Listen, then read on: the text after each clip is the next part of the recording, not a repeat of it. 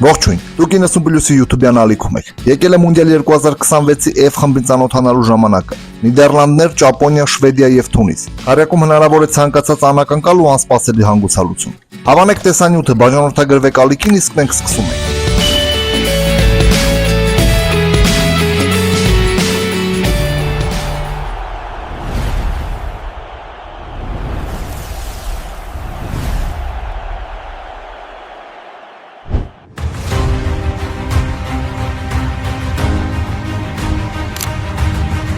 Նիդերլանդների հավաքականը մունդիալների պատմության ամենահաջողակ թիմն է։ Հոլանդացիները 3 անգամ հասել են եզրափակիչ ու պարտվել։ 74-ին Գերմանիայում Արևմտյան Գերմանիային, 78-ին Արգենտինայում Արգենտինային, 2010-ին Հարավաֆրիկյան Հանրապետությունում Իսպանիային։ Վերջին մունդիալների ժամանակ նարնջագույնները հաստատուն ու գեղեցիկ խաղ են ցույց տալիս, բայց հասնում են մինչև կիսաեզրափակիչ կամ քառորդ եզրափակիչ։ Եվրոյին պատկերը նույնն է, 88-ի ոսկուց հետո շատ անգամ են հասել կիսաեզրափակիչ ու դուրս մնացել առաջնությունից։ Երկրպագուների մի մասը տեսել է թիմի ամենավառ սերունդը, մյուս մասը մեծացել է Կրույֆի, հետո Վան Բաստենի ու Գուլիտի մասին պատմություններով, մեծ Այաքսի ու տոտալ ֆուտբոլի մասին լեգենդներով։ Նոր սերնդից սպասելիքները շատ են, բայց չգոհացնող։ Ամեն դեպքում յուրաքանչյուր մեծ մրցաշարից առաջ հավաքականը ֆավորիտների թվում է։ 2023-ին Կումանը երրորդ անգամ նշանակվեց նարնջագույնների գլխավոր մարզիչ։ Նրան ընդունեցին դրական, չնայած նախորդ բաժանումը տհաճ էր ստացվել, քանի որ մասնագետն օգտվեց պայմանագրի կետից ու լքեց հավաքականը հանուն Բարսելոնան մարզելու։ Եվրոյից հետո քննադատությունների ալիքը բարձրացավ։ Մեղադրում էին ոչ թե վերջնական արդյունքի, այլ խաղաոճի համար։ Չափից ավելի ապահով ու վախկոտ ֆուտբոլ, ինչը նարնջագույնների համար չէ։ Կումանն արեց համապատասխան հետևություններ ու գալիք մունդիալի ընտրական փուլում ներկայացվեց բոլորովին նոր թիմ։ Հիբրիդային տարբերակ, որը դուր կգա թե ռոմանտիկ անցյալի սիրահարներին, թե ժամանակակից պրագմատիկներին։ Ազգերի լիգայում Իսպանիայի հետ կառուցվածքային խաղերը ստիպեցին մարդկանց նորից հավատալ հավաքականին։ Թիմը չէր վախենում բարձր պրեսինգից, դաշտի կենտրոնում գրագետ կոտրում էին ճնշումն ու օգտվում եզրային պաշտպանների թիկունքում եղած տարածությունից։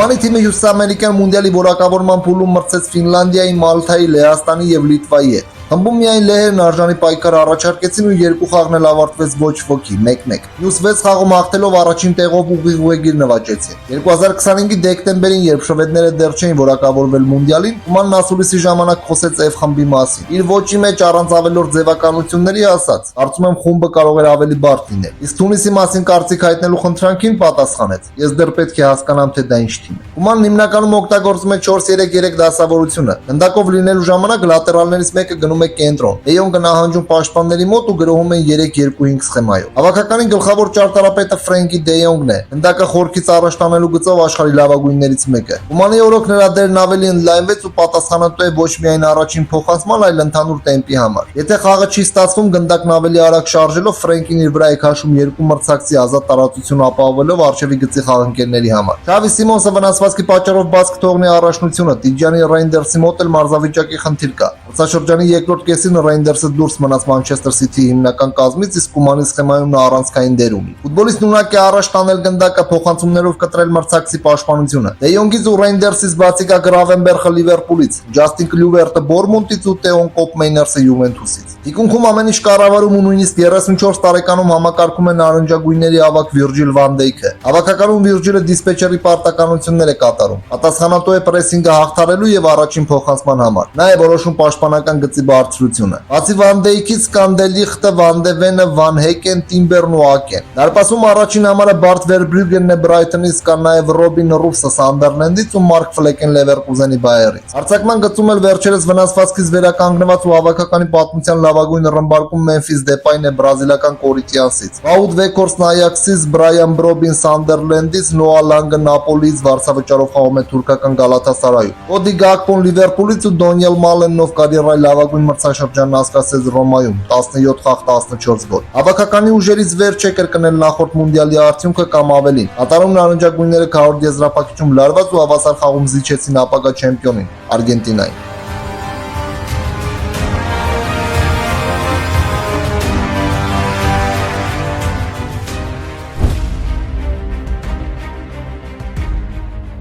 «2002, 2010, 2018, 2022 ու 1/8 եզրափակիչ։ Սա Ճապոնիայի ընտրանու արդյունքն է 21-րդ դարի մունդիալներում։ Եթե այս անգամ էլ սամուրայները խմբից դուրս գան ու լքեն պայքար, այս օրինաչափությունը կխախտվի, քանի որ փլեյ-օֆում ավելացել է 1/16 եզրափակիչը։ Մինչև 70-ականները ճապոնացիներին թույլ չէին տալիս մասնակցել աշխարհի առաջնությանը կամ էլ նրանք էին մերժում։ 1970-ից Ծակող Արևի երկիրը սկսեց մասնակցություն ունենալ բոլոր որակավորման փուլերին, բայց Ասիական կոնֆեդերացիայի ամենաուժեղ հավաքականի կարգավիճակից դեռ շատ հեռու էր։ 90-ականների կեսերից երկրում ֆուտբոլիստների պատրաստման համակարգը արմատապես փոխվեց։ Մինչ այդ կար ընդամենը մեկ լիգա, այն էլ ոչ պրոֆեսիոնալ։ Նոր J լիգայի ստեղծումով առաջնությունը հովանավորներ ունեցավ։ Երկրպագուները գնացին ստադիոններ, երեխաներն ավելի շատ հեռանկար տեսան ոչ թե բեյսբոլում, որը համար մեկն է Ճապոնիայում, այլ ֆուտբոլում։ 1998-ին Ճապոնիան պատմության մեջ առաջին անգամ ուղեգիր նվաճեց դեպի մունդիալ, բայց տանուլ տվեց խմբի բոլոր խաղերը։ Սամուրայներն առաջինը նվաճեցին մունդիալ 2026-ի ուղեգիրն ու 8-րդ անգամ անընդմեջ մասնակցում են առաջնությանը։ Ընտրական փուլը ճապոնացիներն անցան կես ուժով, 2 անգամ ջախջախեցին Ինդոնեզիային, հաղթեցին Բահրեյնին, Չինաստանին։ Հաղթանակ ու ոչ ոքի Սաուդյան Արաբիայի հետ, ոչ ոքի ընդամենը 1 պարտություն Ավստրալիայից։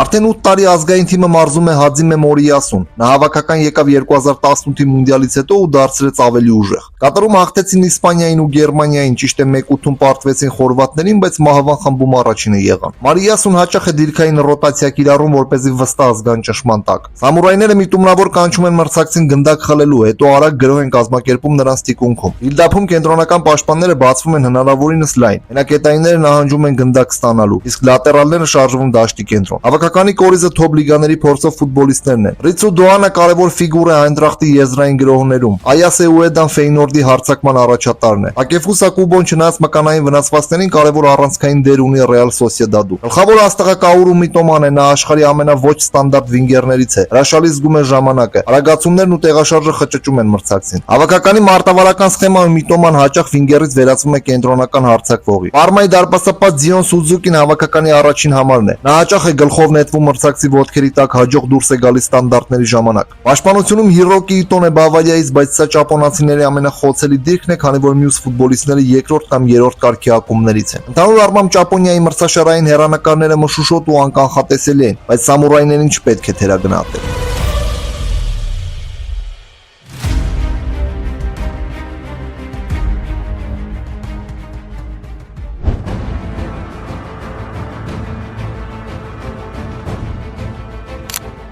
Շվեդներն ի տարբերություն ճապոնացիների հյուսիսամերիկյան մունդիալ հասան մեծ դժվարությամբ։ 2 անգամ պարտվելով Կոսովոյին ու Շվեյցարիային ձախողեցին ու վերջին տեղով ավարտեցին ընտրական փուլը։ Օգնության հասավ ազգերի լիգայի պահեստային երթուղին։ Ըստ լիգայի կանոնակարգի, եթե A եւ B դիվիզիոնների հավաքականներն ապահովել են աշխարհի առաջնության ուղեգիր, ապա մրցաշարի իր խմբում հաղթած ու բարձր վարկանիշ ունեցող հավաքականը երկրորդ շանս է ստանում մունդիալի ուղեգրի համար։ Բայց մարտի անցումային խաղերից առաջ աշխատանքից հեռացվեց մարզիչ Յոնդալ Թոմասոնը։ Հավաքականը գլխավորելու եկավ Գրեմ Փոթերը։ Շվեդիային ու անգլիացի մասնագետին շատ բան է կապում։ 2011-ին նա գլխավորեց Էստերսունդին։ Ընտանիքով տեղափոխվեց Շվեդիա ու մնաց երկար ժամանակ։ 7 տարում նրա Էստերսունդը 4-րդ դիվիզիոնից հասավ մինչև Եվրոպա լիգայի փլեյ-օֆ։ Մասնագետն իր հեղինակությունը ստեղծեց Սկանդինավներում, իսկ Մալախլապատ Ալբիոնում հեղինակությունը բավական երկար աշխատեց իր փոխարեն։ Մարտին կացած անցումային խաղերի կիսաեզրափակիչում Շվեդիան հաղթեց Ուկրաինային, եզրափակիչում Լեհաստանին։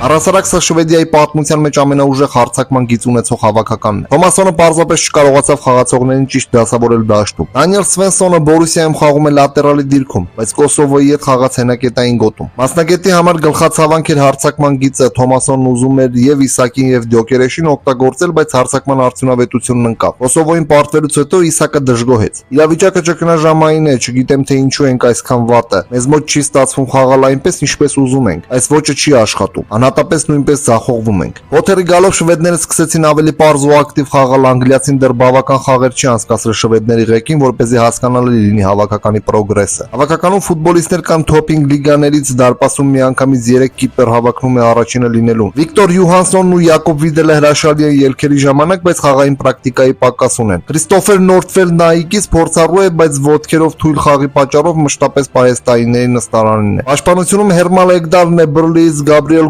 Սիգմոնսոնը Լիդսից, Իսակինը Ատալանտայից, Էմիլ Հոլմը Յուվենտուսից եւ Վիկտոր Լինդելոֆը, ով Աստոն Վիլայի հետ հաղթեց Եվրոպա լիգան։ Դաշտի կենտրոնում Յասին Այրանին է Բրայթոնից, Լուկաս Բերգվալին Տոտենհեմից եւ վինգեր Անթոնի Էլանգան Նյուքասլից։ Չնայած այս անուններին կիսապաշտպանությունը շվեդների թույլ օղակն է։ Արջևի գծում Ջոկերեշն ու Իսակն են։ Կա նաեւ Բերնհարդսոնը Հոլշտայն Քիլից, Վիլսոնը Բրյուգեից։ Վերջիններս այնքան էլ չեն տպավորում, իսկ Բերնհարդսոնը երկրորդ Բունդեսլիգայում ոչ թե դասական հարձակվողի, այլ գնդակ մատակարարողի դեր ունի։ Ամեն դեպքում սկանդինավները պայքար առաջարկելու են ու փլեյօֆ դուրս գալն իրատեսական ու հավակնոտ է։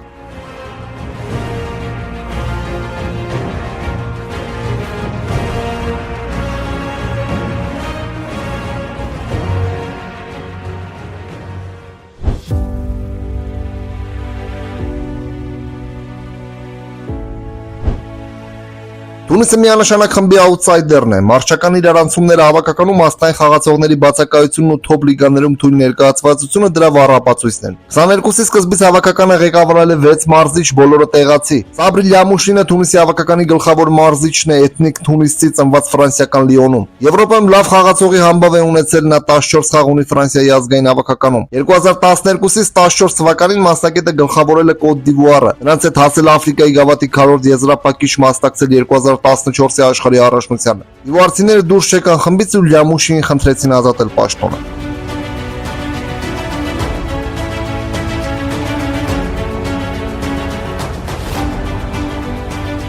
Թունիսի համար այս աշխարհի առաջնությունը 7-րդն է պատմության մեջ։ Առաջինը 78-ին էր, երբ հասան պատմական նվաճման, դառնալով Սև մայրցամաքի առաջին հավաքականը, որը գոլ խփեց մունդիալում։ Առաջնությանը նորից մասնակցելու համար հյուսիսաֆրիկացիները սպասեցին 20 տարի։ 98-ից սկսած թունիսցիները մունդիալում ավելի հաճախ են հայտնվում։ Բաց են թողել Հարավաֆրիկյան Հանրապետության ու Բրազիլիայի առաջնությունները։ Բայց ամեն դեպքում արծիվները երբեք չեն հաղթարել խմբային փուլը։ Կատար 2022-ում խմբի վերջին խաղում հաղթեցին ֆրանսիացիներին, բայց մնացին 3-րդ տեղում։ Չնայած մարզիչների հաճախակի փոփոխությանը Թունիսը տակտիկական տեսանկյունից չի փոխվել։ Շեշտը դնում են խաղացողների ֆիզիկական տվյալների վրա։ Չեն փոխվել նաև առանցքային ֆիգուրները։ Յամուշիի գլխավորությամբ աննշան, բայց փոփոխություններ կան։ Պաշտպանությունում Ալի Աբդին է Նիցայից, Յան Վալերին Յանգ Բոյզից։ Էլի Էսխիրին Այնտրախտից հենակետային գոտում է։ Նա պատասխանատու է գնդակի կորստի դեպքում բալանսի ու առաջին փոխանցման համար։ Հանիբալ Մեժբրին Մանչեսթեր Յունայթեդի սանը խաղում է Բռլիում ու վերջերս ստացած վնասվածքի պատճառով դուրս է մնացել հայտարարությունից։ Մեժբրի բացը կարող է լրացնել Լռանի Խեդիրան Ունիոն Բերլինից։ Ռանին աշխարհի չեմպիոն Սամի Խեդիրայի կրտսեր եղբայրն է։ Ֆուտբոլիստը երկար ժամանակ մերժում էր Թունիսի հավաքականի հրավերը, բայց 32 տարեկանում ընդունեց առաջարկը։ Քանի որ ի տարբերություն Սամի, Ռանին երբեք չի դիտարկվել Գերմանիայի հավաքականում։ Հարձակման գծում Սեբաստիան Տունեկտին է Սելտիկից, Ազեմ Մաստուրին Մախաչկալայի Դինամոից։ Խմբից դուրս գալու հնարավորություն դժվար թե ունենա Թունիսը, բայց կախված մրցակիցների խաղից կարող է խաղակարտեր խառնել։